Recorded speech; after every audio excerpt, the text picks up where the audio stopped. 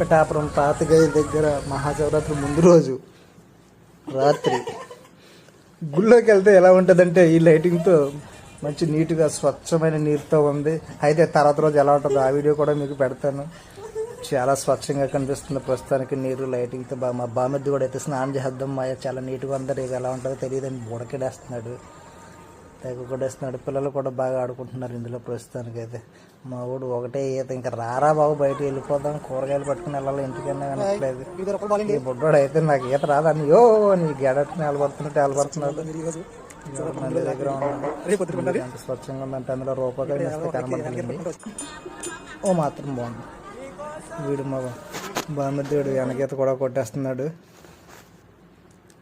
వీడు బయటకు రావట్లేదు, నన్ను వీడియోలు తీమాయా అన్నాడు. అరే నేను మునిగితాను రా అన్న అనట్లేదు.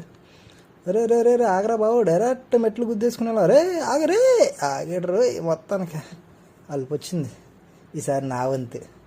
మనకు ఒకటే ఈత, చేతులెట్టి కాలెట్టి కొట్టు ఎంత కొట్టినా ఎక్కడ ఉంటావే కదలం మనం వెళ్తున్నాను రోయ్. నాకు ఈత వచ్చేసి నువ్వు వస్తారుగా అమ్మయ్య ఈత నేర్చుకుని ఒడ్డుకు వచ్చేసిండు రో.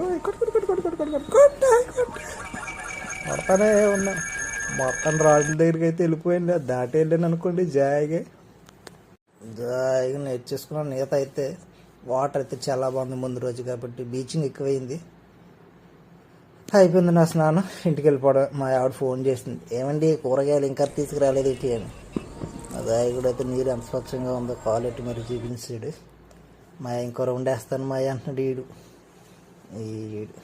వాటర్లో పుష్ అప్స్ కొడతాను అంటున్నాడు. కొట్టురా బాబు నువ్వు కొడతానేమన్నాడు. 5 వరకు కొట్టాడు. అంతా అయిపోయిన తర్వాత ఫార్మాలిటీగా 3 బుడగలు కట్టేసి బయటకు వచ్చేద్దారని డిసైడ్ అయిపోయి